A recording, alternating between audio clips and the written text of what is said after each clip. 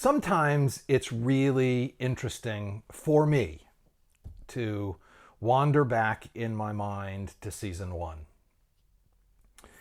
It was a very, very exciting time in my life, and the game as it unfolded was an unknown, very fresh, very, very uncertain.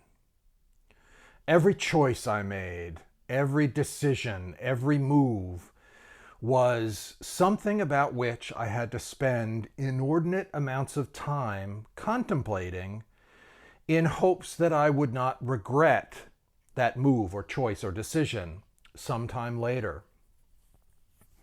And maybe sometime we'll go through season one and the episodes and talk about them, kind of recap each episode the way we do now with season 40. But until then, let's start with a little insight into my interaction with Rudy at the end and my ideas about what would have happened had things not gone exactly as I planned. So, hands down, I think that final challenge where Kelly, Rudy, and I held our hands on an idol while standing on logs on the beach in sand was iconic. And in that challenge, my decision, I think, was one of the most carefully thought through and important decisions to the entire game of Survivor. I explained before, I'm not sure if you've seen it in other videos or in interviews that I've done over the years, how I came to the decision that I needed to remove my hand from the poll and explain to both Rudy and Kelly why they didn't have a choice other than to vote for me. I did that. I explained it, and I was right. Kelly understood, no matter how much time she had to think about it, that were she to take Rudy to the final two, she had zero chance of winning. Were she to take me, I think she believed she had a greater chance of winning. I also think she believed she would win against me. I believed she had a greater chance than winning against Rudy, but I did not believe she had a serious chance of winning against me, because I understood what I'd put into the game and what I was willing to share with the jury. And I believed wholeheartedly that the jury had enough time in their rearview mirror to look back and respect the gameplay if someone was honestly willing to accept responsibility for the choices they made. That's important to this day in the game. If you, as a final member of the game, don't present yourself to the jury explaining why you did what you did and taking responsibility for those choices, I don't think anybody's won by apologizing or doing anything silly like that. So in this final exchange, when Kelly took me to the end, I believed I would win, and I got the votes, and I did win. A couple of you have talked about how lucky I was because Greg said pick a number. Greg didn't just pick a number. Greg had decided he was voting for me for those reasons that I just explained, because he respected my gameplay and he respected that I took responsibility for playing the way I did. Greg is a jester. Greg is hysterical. He's very bright, and I thought it was beautiful of him to say pick a number and whoever's closest to me will win. Because what do you do with that? You just go along.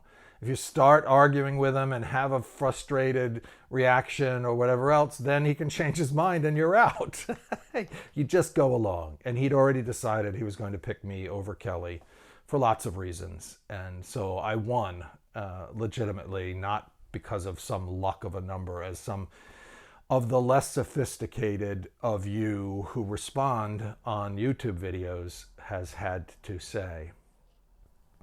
But setting that aside, what would it have been had Rudy beat Kelly in that final challenge? Rudy certainly would have taken me rather than Kelly to the end, because Rudy and I had an alliance to the end, and Rudy's a man of his word, hands down. So Rudy and I stand there at the final tribal council. Who gets the jurors' votes? Who wins? I still believe I had a strong possibility of winning.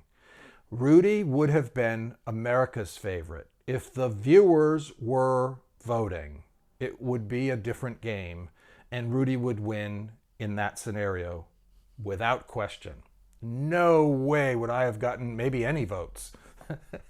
There were very, very few people, if you think back honestly, who were thinking anything but how frustrated they were that I kept getting through, that I was still there at the end. It wasn't until later that people started to figure out the game and understand what I had been doing. And it's funny, even these years later, how people say how much they loved to hate me during that period. And I get it. I understand it. No worries. But Rudy was loved. So were America voting, he would have won. But America isn't voting in Survivor. That's not the game of Survivor. The game of Survivor, the people against whom you were playing, the people who were competing with you, they are the ones who decide who wins. And so who would they have voted for? Kelly? No, sorry. It would have been Rudy or me. Who would Kelly have voted for? Rudy or me? I don't know. I can't answer specifically for any of the individuals. But I still feel in that moment, as they listened to my explanation and my taking responsibility for the choices that I made and for the way in which that was consistent throughout the game. And of course, I would have talked at length also about why Rudy was there and how Rudy would have been gone in episode 2 were it not for me. I brought Rudy along in that game. Rudy really wasn't playing. I love Rudy, love the man, love him, but he was not playing Survivor. He was trying to figure out how to manage in this world with all us youngins, and he did it well. But he wasn't playing Survivor. He did not want to be part of an alliance. I made him one part of my alliance without him even being willing to be an alliance member. It's just the way he'd understood how he wanted to live. And he'd confused, as did most people, the ethics of our real world life with what is required under the game rules in order to be successful. He did figure it out and accept the idea that he was part of an alliance and that that was okay very, very late in the game, well after the merge. And it was fun to talk to him about it. It was actually really, really awesome. All of the game that I spent with him was really, really wonderful. But I do think I would have been able to beat him. I'm not sure. I'm not as certain of that because I don't know what mode the other players might have been in at the time. Were Rudy have made it to the end. But I think for the same reasons that they voted for me, or for some of the similar reasons that they voted for me over Kelly. And in fact, I don't know if you knew this, Sue's snake and rat speech designed to encourage the jury to vote for me. That's what it was. She was talking about the snakes and the rats on the island and blah, blah, blah, blah, blah. And I'm the snake that should eat the rat. And so she was trying to get the other jurors to vote for me. Caused jurors to vote against me. The speech was so off-putting. The speech was so kind of crazy that they thought, oh my gosh, this nut, Sue, is telling us to vote for Rich. I'm going to vote for Kelly. I feel bad for her the way Sue is talking so negatively and so harshly. It's the first kind of the anger, frustration outside the game level of animosity was expressed. It's inappropriate as far as the game goes. It's iconic as part of Survivor Now, but people don't really think about the details of that speech. And imagine if Rudy and I were the final two. Sue would not give. She'd never have even thought of that snakes and rats speech. I'm not sure for certain that I would have won against him, but I believe I would have. 80% of you who are listening to these videos have not subscribed to my channel.